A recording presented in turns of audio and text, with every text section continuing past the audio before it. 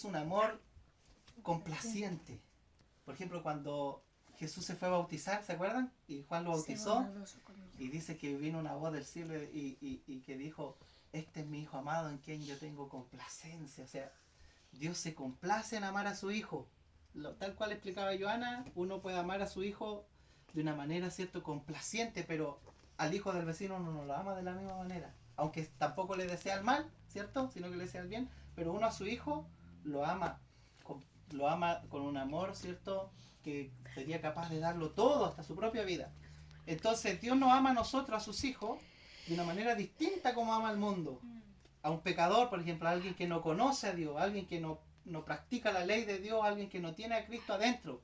Entonces las personas que tenemos a Cristo adentro, Dios nos mira a nosotros y Dios se complace en amarnos. Él se complace, Él se llena, Él se completa. ¿Por qué? Porque ve a su Hijo dentro de nosotros. Entonces hay una diferencia ahí. Y ahora el apóstol Pablo le está hablando aquí a los corintios y les dice a los corintios que el amor de Cristo nos constriñe. El amor de Cristo ahora a nosotros nos oprime, nos reduce, ¿cierto? Y nos presiona, nos mantiene presionados, nos mantiene en un camino estrecho. Y uno dice, pero ¿cómo Dios no nos da libertad? ¿Cómo Dios, ¿cierto? Es como que Dios nos está obligando a hacer algo que nosotros no queremos hacer. Porque constreñir significa eso, significa controlarte, significa oprimirte, significa presionarte, mantenerte bajo presión a hacer algo en contra de tu voluntad. Eso significa la palabra constreñir. Ahora, el amor de Dios nos constriñe a nosotros.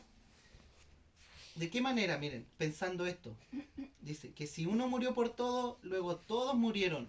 Y por todos murió para que los que viven ya no vivan para sí, sino para aquel que murió y resucitó por ellos. O sea, en el fondo lo que está diciendo es que Dios nos ama a nosotros, pero ese amor produce en nosotros una presión, produce en nosotros una carga.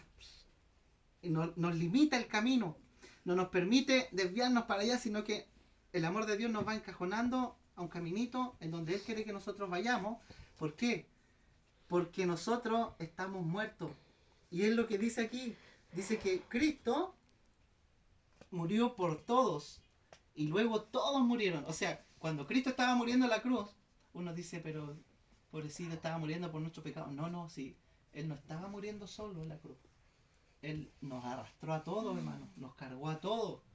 Cargó al hombre caído. Al hombre que había pecado, ¿cierto? Había caído en el huerto del Edén.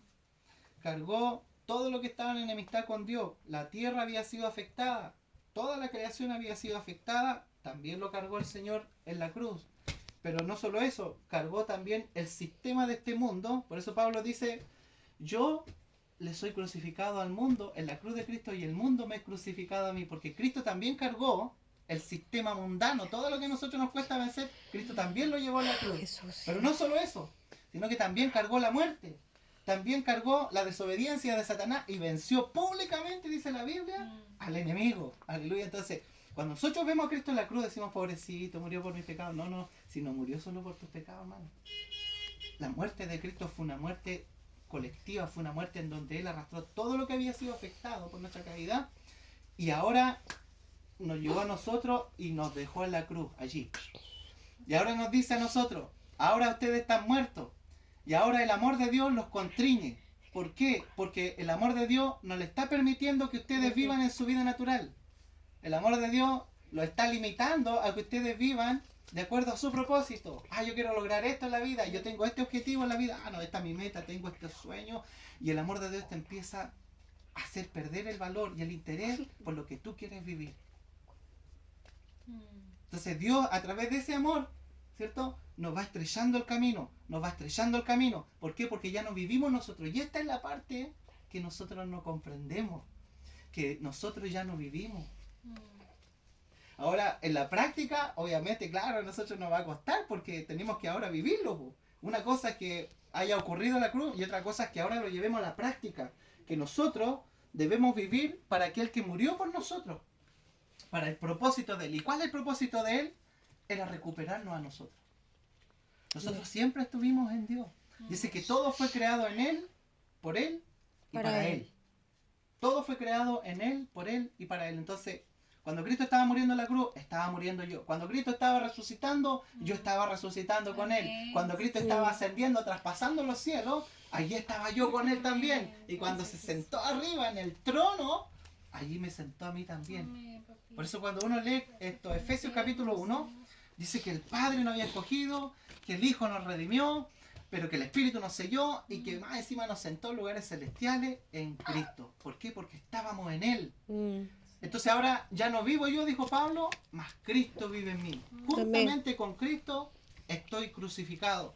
O sea, nosotros ahora lo que debemos comprender es que nuestra vida natural ahora debe ser vencida en la práctica aplicándonos el poder de la cruz de Cristo. Debemos aplicarnos la cruz de Cristo a nosotros y decir, yo estoy muerto con Cristo. Por eso Pablo dice aquí más adelante, mire, de manera que nosotros de aquí en adelante a nadie conocemos según la carne. Y Pablo decía, ya no busquen al Pablo que perseguía a la iglesia. Ya no busquen al Pablo que era fariseo de fariseos, que se sabía la Biblia de tapa a tapa, que se sabía la ley, que fue crecido a los pies de Gamaliel, el máximo exponente de la ley, que era circuncidado al 8º día, que era de la tribu de Benjamín. Era un tipo intachable, era un tipo que las tenía todas, pero dice él, ya no busquen a ese Pablo. Ese Pablo es según la carne. Ese Pablo logró todas esas cosas en la carne, viviendo para él. Ahora busquen al Pablo que está en la cruz, que está crucificado. Ya no existe. Entonces de ahora en adelante yo comienzo a vivir la vida de Dios. Dios ahora, ¿qué nos proveyó? Dice 1 Pedro que nos hizo participantes de su naturaleza divina. Amén. Nos dio su vida. Nos dio su naturaleza, nos dio su Espíritu Santo y más encima nos atribuyó a nosotros, nos metió la gracia dentro de nosotros para que nosotros podamos ahora caminar esta vida que es en el cumplimiento del propósito eterno de Dios. ¿Cuál es ese propósito? Es que nosotros podamos ser llenos de Dios porque fuimos creados como vasos, pueda Dios meterse dentro de nosotros, ser llenos nosotros de Dios y poder expresar a Dios en el universo. Dios quiere expresarse y darse a conocer. Pero para eso, Él nos aplica su amor. Y en su amor, viene la estrechura de camino. Por eso que nosotros a veces le estamos pidiendo, por ejemplo, algo para nuestro beneficio, qué sé yo, por poner un ejemplo. Le estamos pidiendo un auto al Señor, que es para mí, ¿cierto? Es mi propósito, es mi meta. Y a lo mejor Dios dice, ¿sabes que te amo tanto que no voy a permitir que te compre ese auto? Porque te va a desviar de mi propósito. Tú ya no vives para ti, tú vives para mí. Yo morí por ti. Tú estabas separado de mí. Esas cosas nos cuestan entenderlas de repente. Pero en la práctica, porque a veces nos enfocamos pidiendo una cosa, pidiendo otra cosa, y estamos metidos en esto, estamos metidos en esto otro, y nada nos resulta a veces. ¿Por qué no nos resulta? Porque Dios nos ama. Por eso dice que el amor de Dios nos constriñe, el amor de Dios nos estrecha el camino, y nos pone en el camino que es el propósito de Él, no nuestro propósito. Entonces esa parte es la que nos cuesta a nosotros, ¿cierto? En la práctica, cuando estamos viviendo, nos cuesta comprenderlo. Entonces, ya nosotros, miren, no debemos conocer a nadie de los hermanos en la carne. Si tú antes fuiste de una manera, ya ahora ya no te conocemos así. Gracias. Eso le está diciendo Pablo a los corintios. ¿Por qué eso le dice a los corintios, hermanos? Porque miren, los corintios eran personas que tenían todos los dones espirituales. Tenían todas las manifestaciones en la iglesia. Estaba el don de sanidades, estaba el don de milagros, estaba el don de lengua, interpretación, habían danza, habían profecía, había todo. Pero ellos estaban viviendo solamente la parte externa. No estaban viviendo en el centro del propósito eterno de Dios. Entonces Pablo les dice, miren, ahora el amor de Dios les va a estrechar el camino. ¿Qué pasa si el amor de Dios ahora viene y te quita los milagros y te quita las manifestaciones? ¿De dónde te vas a apoyar? Miren, en la pandemia, por ejemplo, hermano, ocurrió que más de 45.000 denominaciones cristianas desaparecieron. ¿Sabía usted eso? ¿Sabe por qué? Porque las personas estaban acostumbradas a un sistema religioso para poder alcanzar la gracia y el favor de Dios. Eso es religión. Una persona religiosa en tiempos difíciles no tiene cómo sostenerse. Por eso Pablo le está diciendo, no se sostengan en lo externo, no estén mirando las cosas que se ven, sino que pongan su mirada en las cosas que no se ven. Las cosas que no se ven son eternas. Entonces sigue diciendo, de modo que si alguno está en Cristo ahora, es una nueva criatura. Las cosas viejas pasaron. O sea, mi vida antigua pasó. O sea, el pecado pasó.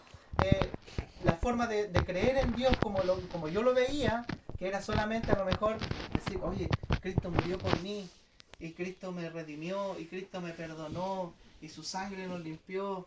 Sí, pero esa es una parte, ¿no? Esa es la primera parte, ¿cierto? Y nos quedamos metidos ahí, y nos quedamos pegados en eso. ¿Y sabe cuál es el mensaje hoy día?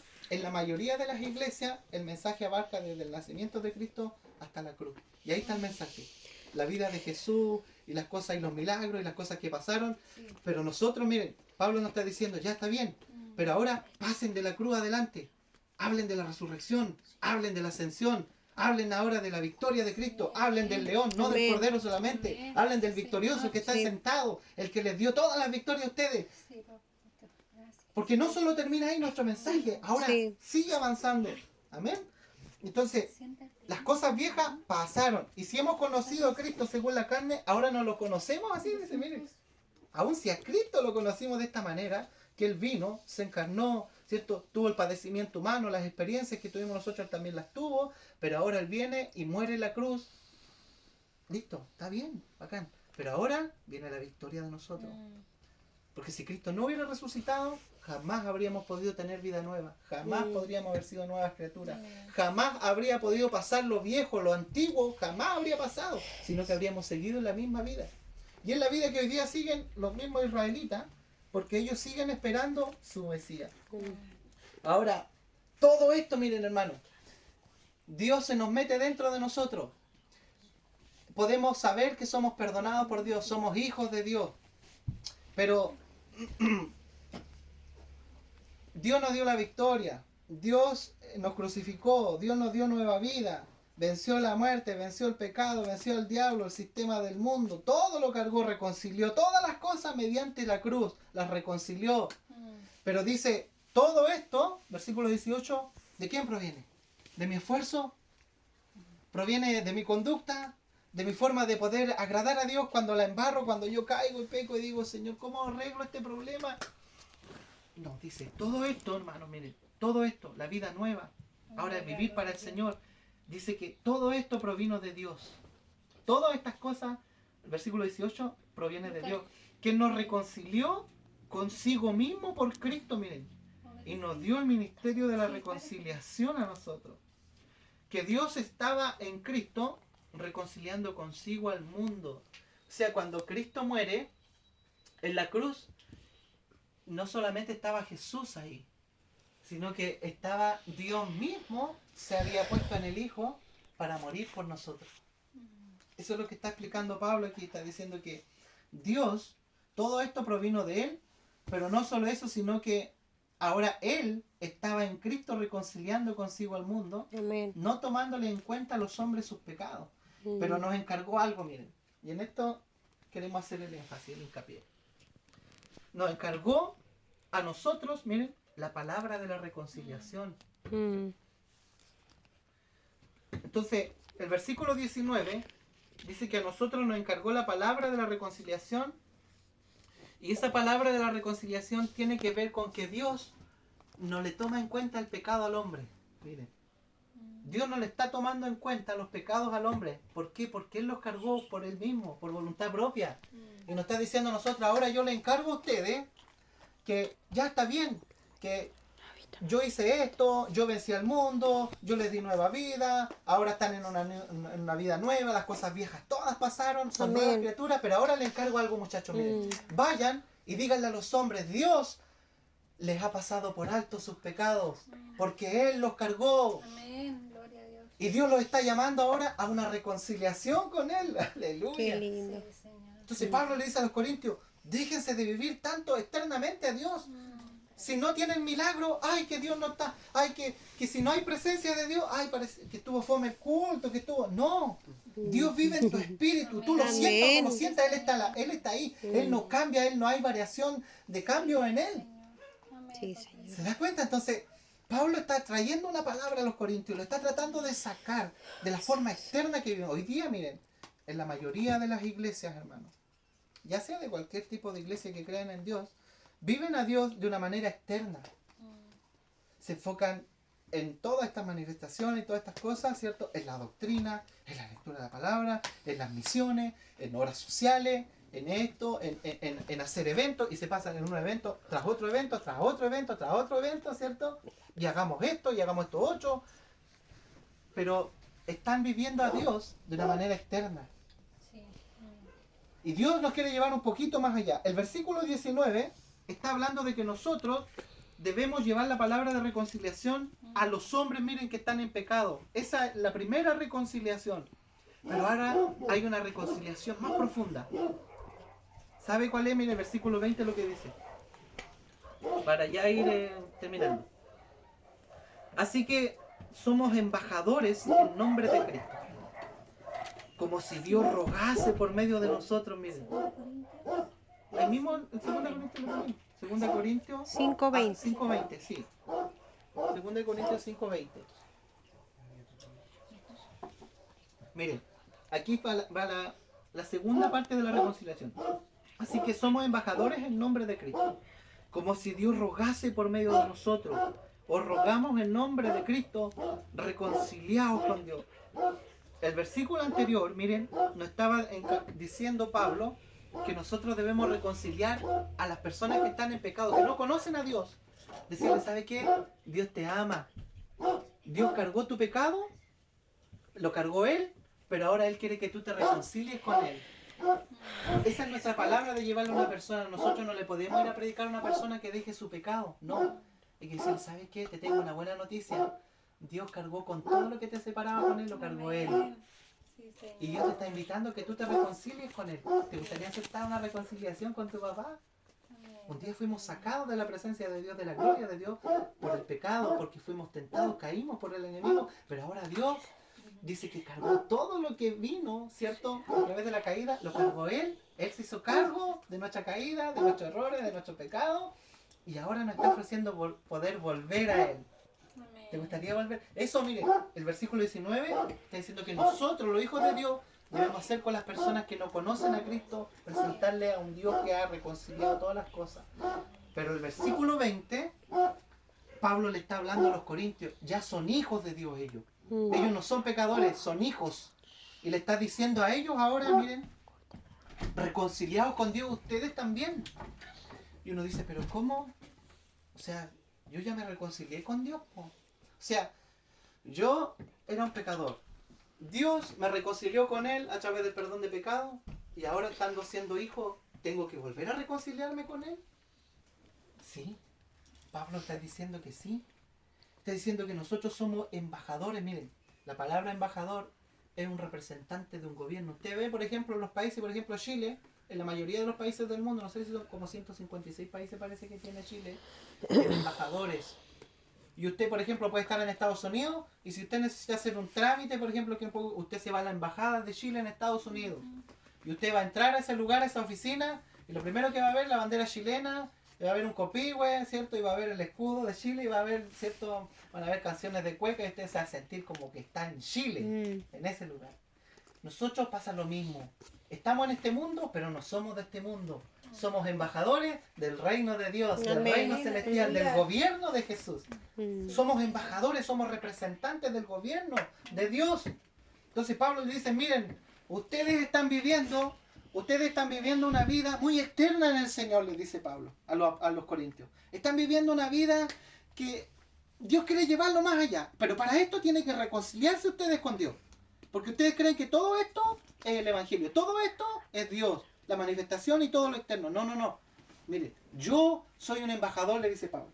Soy un representante de Dios y he venido aquí para que ustedes se reconcilien con Dios. Reconciliados con Dios. ¿Cómo nos vamos a reconciliar ahora? Miren, Dios era como que si rogase por medio de Pablo que estos tipos se reconcilien con Él. Hay dos tipos de reconciliación y esto lo podemos ver claramente, miren. Claramente lo podemos ver nosotros en el sistema del tabernáculo en el antiguo pacto. ¿Se acuerdan del tabernáculo? Sí. ¿Saben lo que es el tabernáculo? Sí, ¿no? ¿Amén? El tabernáculo, ¿cierto? Era en donde se llevaba a la gente iba, por ejemplo, y era un lugar, era como un edificio de reunión, por decirlo de alguna manera. Entonces estaba el patio en ese lugar, después estaba el lugar santo y el lugar santísimo. Entonces venía un pecador y decía, ¿sabes qué? Quiero pedir perdón por mis pecados. Aquí traigo un corderito sin defectos. Entonces los sacerdotes que estaban dentro del tabernáculo, ¿cierto? Ellos lo hacían pasar al atrio.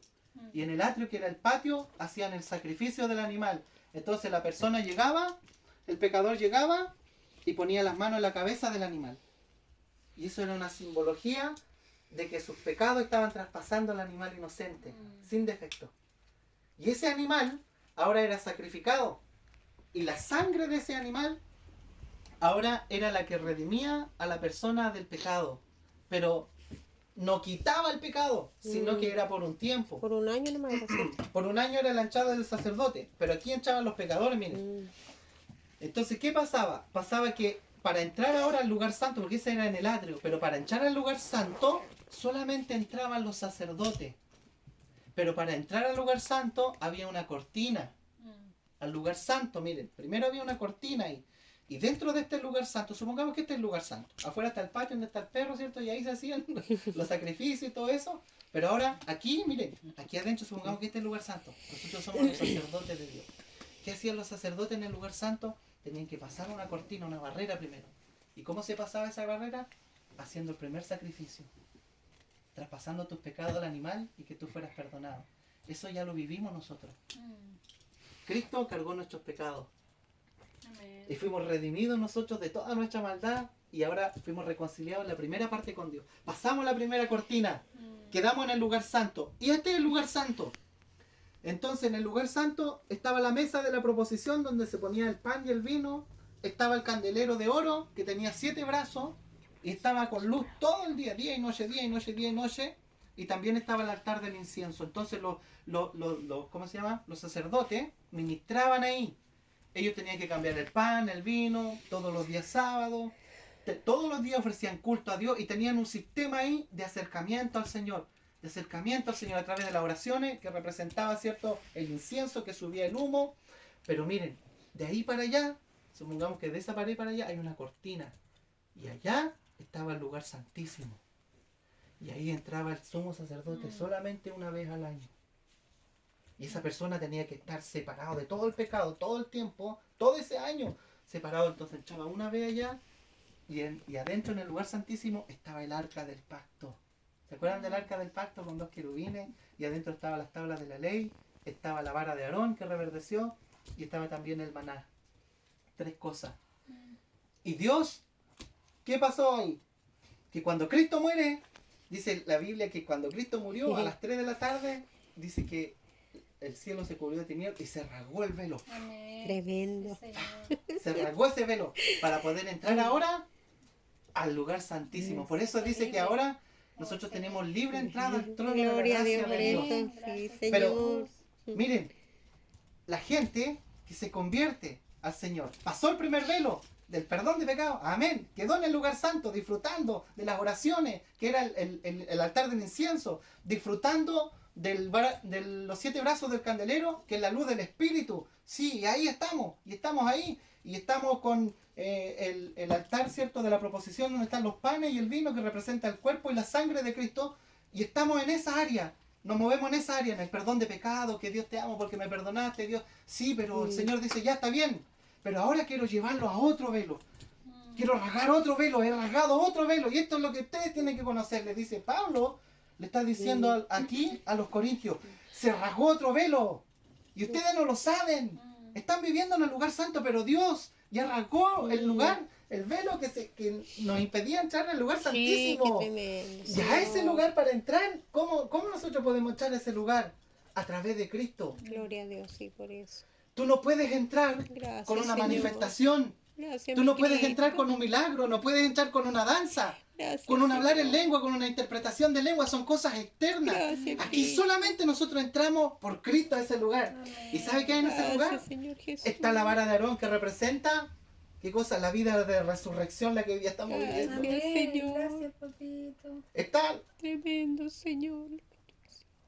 está también, hermano, el maná, que representa el sustento de Dios en los tiempos difíciles, porque el maná se comió en el desierto, donde no había agua, donde no había pan, donde solamente la providencia te la daba Dios, donde solamente el camino se te estrelló y ahora tú dependes de Dios.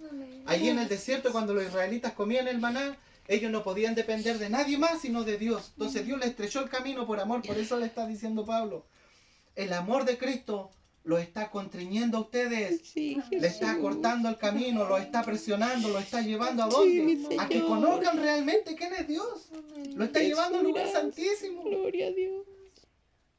No nos enfoquemos solamente en lo que es externo, hermano. Está bien, es bonito, es lindo, es bacán leer la Biblia, es bacán, son bacanes las mismas manifestaciones y todo lo que podamos aprender.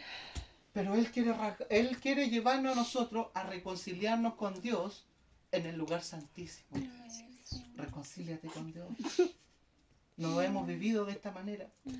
Pero estaba también, miren, lo último, estaba la vara de Aarón, que en la vida de resurrección estaban los panes, o sea, estaba el maná, ¿cierto? Que es el sustento de Dios, y también estaban las tablas de la ley en el arca. Y sabe que el arca era como una caja así como esta, hermano, pero estaba cubierta de oro, una caja. Y levantaban la tapa y adentro estaba el pan, el maná, la vara de Aarón y las tablas de la ley. 3 cosas habían en el lugar santísimo. Y 2 querubines que estaban así, de oro. Entonces cuando tú vas entrando, miren, cuando nosotros hemos salido, Dios nos está sacando de la religión, miren, de a poquito, a través de la práctica, a través de la vida divina. Nos está sacando de esta religión en la cual toda la vida vivimos. Sí. Y ahora estamos entrando de a poquito al lugar santísimo. ¿Y sabe cómo nos está recibiendo Dios? Con ángeles. Gloria a Dios por eso, Alrededor hay Señor. ángeles que nos Gracias, están Señor. dando la entrada, ¿cierto? Al arca del pacto, qué lindo. Gracias, Señor. Todo esto tiene una tipología, hermano. Nada de lo que está escrito en la Tú Biblia eres pasa perfecto, desapercibido. Señor. Está escrito porque a Dios se le ocurrió. Todo tiene un significado. Tus ¿Pero dichos qué son quiere el Señor? eternos. Miren, los corintios nunca llegaron a poder salir de esto. Ellos celebraban, por ejemplo, miren, la cena del Señor. ¿Y sabe cómo la celebraban? Ellos hacían mega fiestas en el templo de Dios, donde solamente tenían que hacer recuerdo de que Cristo había muerto por ellos y de que el Señor había perdonado sus vidas y todo. Tenían que hacer memoria del sacrificio del Señor. Pero ¿sabe lo que hacían ellos? Llegaban al mediodía, las personas ricas traían, hermano, tremendos animales, carne, traían vino, traían de todo y se armaba la fiesta en la cena del Señor. Cuando llegaban a celebrar la fiesta, los sacerdotes con ellos estaban todos curados, por hermano, porque eran personas que vivían a Dios de una manera externa. Ellos no podían ver que en su espíritu Dios estaba viviendo. Dios vive dentro de tu espíritu, dentro de tu espíritu, dentro de tu espíritu. Amén. Dios no vive acá afuera. No es correcto decir Dios con nosotros, hermano. Dios es con nosotros. No. Dios con nosotros en el antiguo pacto. Ahora Dios en nosotros, dentro de nosotros. Se metió adentro. Para que nosotros podamos ahora disfrutar de algo mayor. Por eso Pablo le dice, salgan de esto. Ya no vivan por su vida natural. No vivan por su vida carnal. Ustedes han sido crucificados. El primer velo se rasgó. Ahora están en el lugar santo. Sí. Pero ahora Dios, a través de su amor, le está estrellando el camino para que ustedes vean un puro propósito. Yo vivo para Dios. Yo vivo para Él. Yo vivo para su propósito. Yo quiero reconciliar a las personas que no conocen a Cristo, reconciliarlas con Dios, sí. Pero no solamente eso, sino que ahora los que están viviendo a Dios, los que están dentro del cuerpo de Cristo, ahora también se han reconciliado y puedan conocer más allá. No solamente se queden acá. Amén. Así que, Señor, hermano, este es un tema muy largo, así que... Pero yo creo que igual se comprendió un poquito la idea, ¿cierto? De que el Señor nos está llevando a algo más profundo, algo mayor, hermano. No nos damos cuenta de lo que estamos metidos, pero el Espíritu de Dios te va a ir revelando de a poquito, de a poco, te va a ir revelando esta palabra, te va a ir revelando, te va a ir dando conocimiento en Él, en su persona. Por eso pedimos un espíritu de sabiduría, de revelación, en el conocimiento de Él. Pablo le tira todas las bendiciones a los efesios, le dice, ustedes son santos, son escogidos, son de antes de la fundación del mundo, sellados, y los tipos no entendían nada, por hermanos. Pero le dice, pero tranquilo, porque yo estoy llorando para que Dios les conceda un espíritu de sabiduría y de revelación. A lo mejor, hermano, nos cuesta entender estas cosas, pero miren, hay un espíritu, esto es espiritual, no es por conocimiento, no es porque usted lea más la Biblia, no, esto es por revelación del Espíritu de Dios. Cada vez que usted ora, pídale al Señor, Señor, revélame tu propósito, porque ya no vivimos para nosotros, hermano. Jesús. Vivimos para el propósito de aquel que murió por nosotros. Ahora Amén. vivimos para Él, porque Amén. Él nos rescató. Amén. Y el amor de Dios va a seguir estrechándonos el camino, hermano. Todas las cosas que nos pasan, Sí, Jesús. Dios está orando, Dios nos está tratando. Tenemos que aplicar el poder de la cruz a nuestra vida natural para que muera el yo, para que muera la vida natural, la vida del alma, y podamos darle la libertad a la vida del Espíritu en donde Dios está viviendo. Amén. Amén.